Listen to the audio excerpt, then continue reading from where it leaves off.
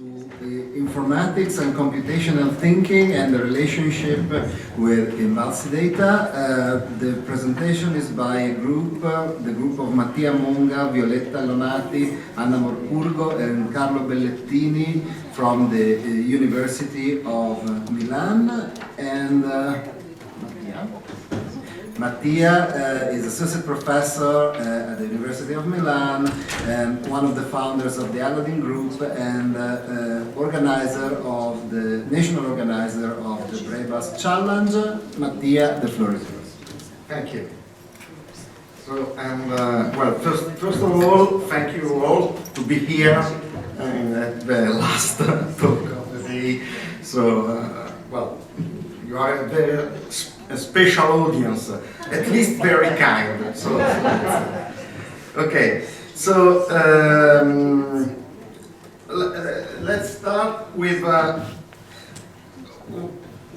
some apologies, actually, because I'm going to present actually a very preliminary work, and just it's a curiosity that we had about our data and comparing them with INVALSI. So let's explain what's BEBRAS. BEBRAS is an international challenge on informatics and computational thinking. It's actually a big thing because there are almost 50 countries involved. Unfortunately, well, Central and South America is almost missing in this partnership, but if you are interested, we can arrange something. Anyway, it's quite a big international effort aimed at spreading the idea that informatics is an interesting thing. So it's not just using computers applications, but it's actually a science. It's actually something that makes people think and solve problems and so forth. So it's an international effort, but actually each country has different events. So we design tasks together, but each country can use whatever better fit to their school system, their situation. So in Italy, for example, that's quite it's not that common in other countries, but in Italy we have a team-based competition actually, and BEBRAS in Italy is organizing well, one day in November. It was the last week actually, and people from schools from the 4th grade to the 13th participate in 5 categories, and in teams of 3 or 4 people. And we in this study we took in account the data from 2016 to 2018, and so let's see an example of what we do in the kind of task of things that we do in BEBRAS. To me, seems quite similar to the mathematics part of INVALSI, for example, because it's normally something that involves some unknown situation, so not a curricular situation, not something that you solve because you learn some specific algorithm or some specific way of solving a problem, but you are facing something new, and you have to understand the structure of a problem and to try to understand what to do. So, for example, in this birthday party task, there are animals, and some animals are friends of others, and some animals are enemies of others. And you have to put the animals around tables. And so you don't want that animals are at the same table and friend animals instead are on separate tables. So that's the idea. This actually is something that is very well known in the computer science, because it's the problem of bipartite graphs. So there is actually quite a lot of literature on that, and but we don't know that we don't want that the pupils reason on that with the conceptual tools of computer science. It's not needed actually. The fact that this is related to some computer science piece of knowledge should be discovered after the fact. So we provide a lot of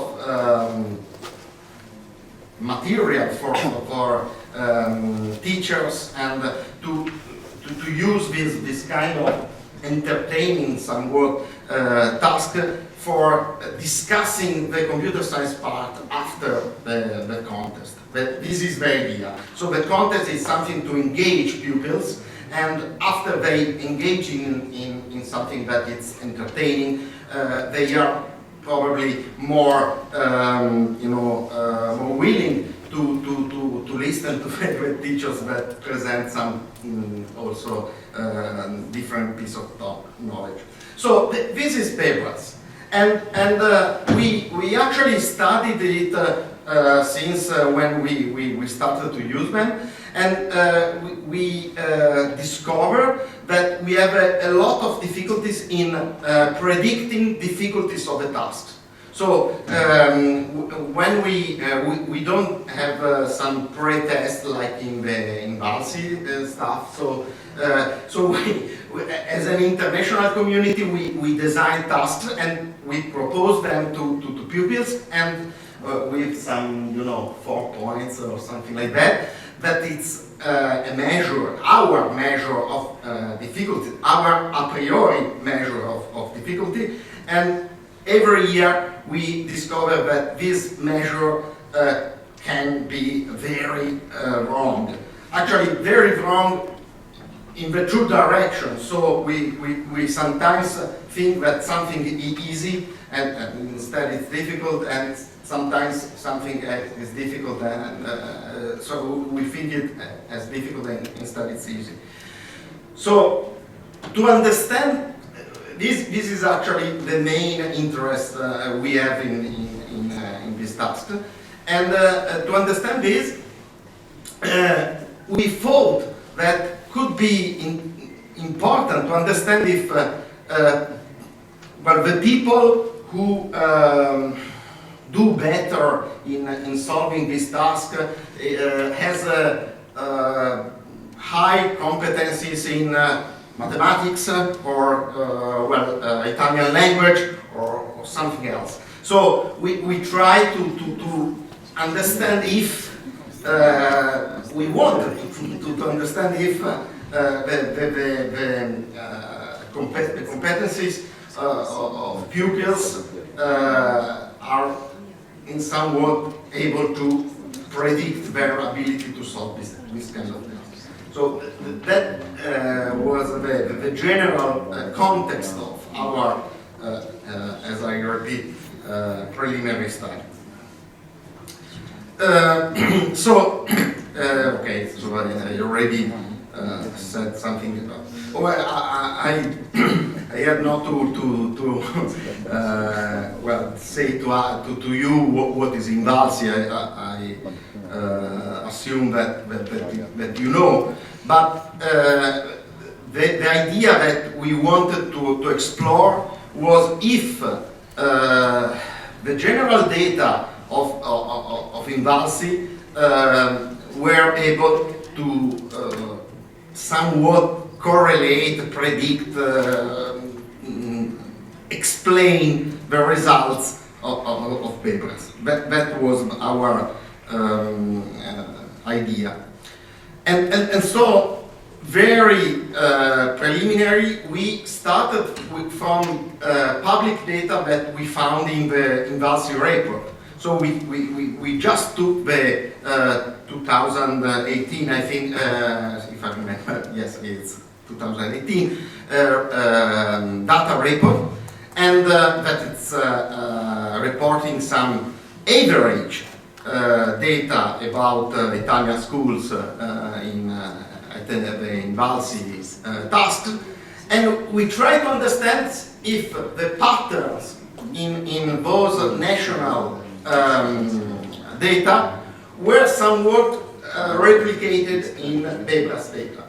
With a lot of difficulties because, well, the data on which we worked were just a public record, so not very detailed, and we don't have access to the school level INVALSI, and INVALSI is sensory and so touches all the schools, and Weber's is much smaller. So well, these are of course all the limitation of the study that we understand clearly. Okay, so more or less our Weber's categories are comparable with the INVALSI steps, grade 5, 8, and 10. Grade 2 is outside the Weber's range. Okay, we also used a similar, latent variable model because we also studied the Weber's data with the item response theory model with two parameters.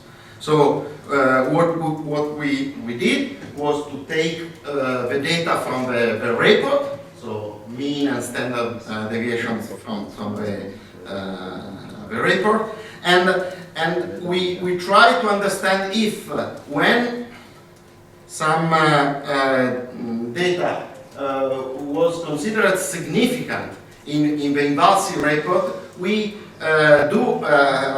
did the same difference in the Weber's data. That was our idea, basically. Unfortunately, we don't know exactly. Well, probably INVALSI people is very careful also in their statistical work.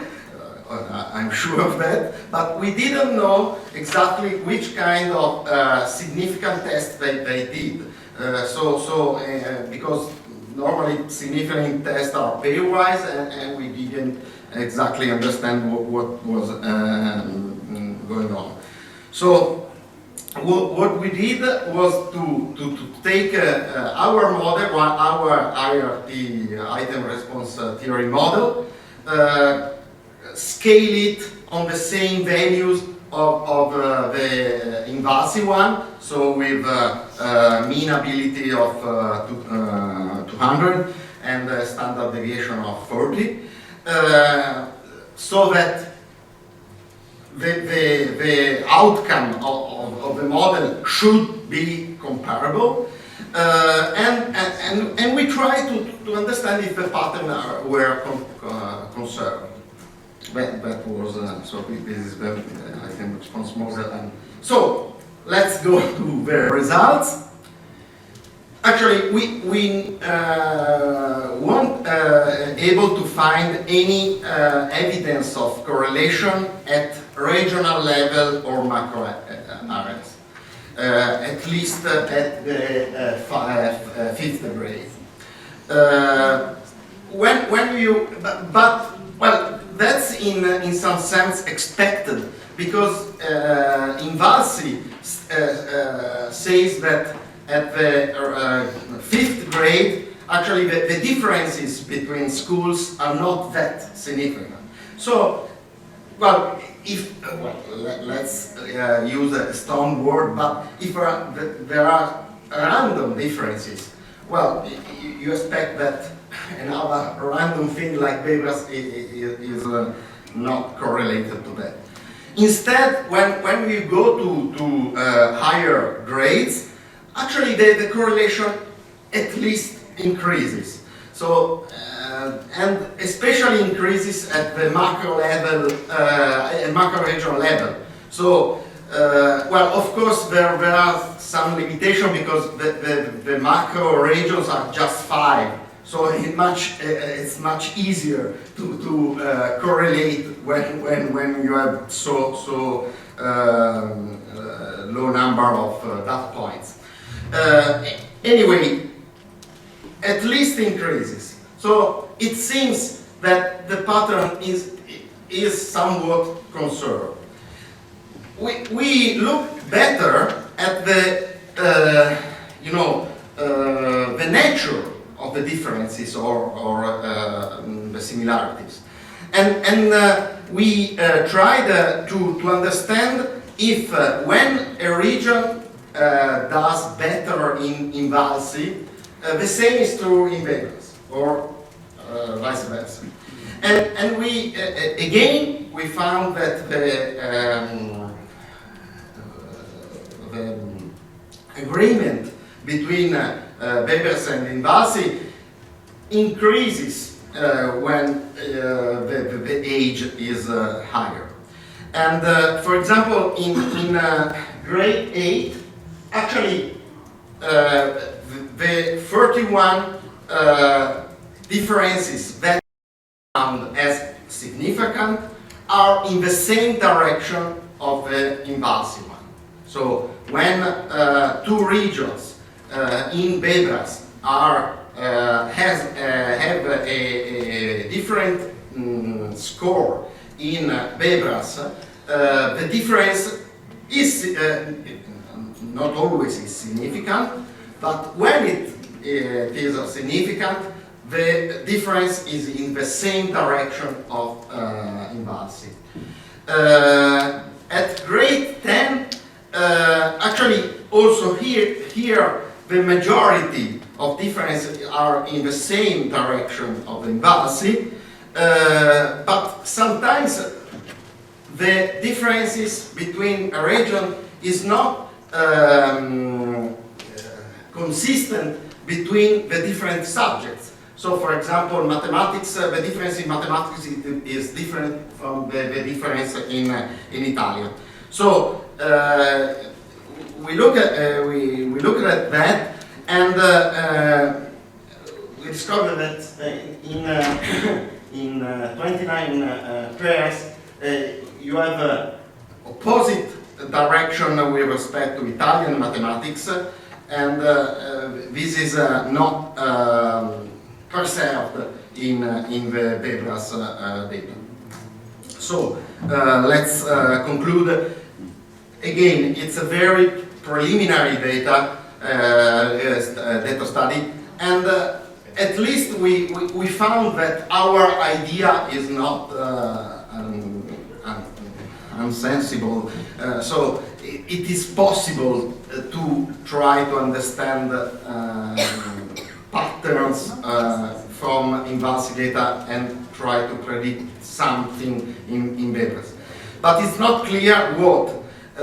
For example, we found that linguistic competencies are at least, we didn't expect it, but they are at least as important as mathematics one. Especially, actually, in not also Italian languages, but especially the English language, that it's not involved in any way in Weber's.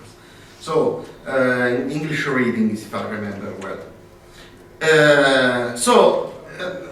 I'm actually wonder if it's possible to access INVALSI data to a more finer level of detail, because we would like to explore better this idea with much more solid methodology and way to look at the correlation. So, thank you.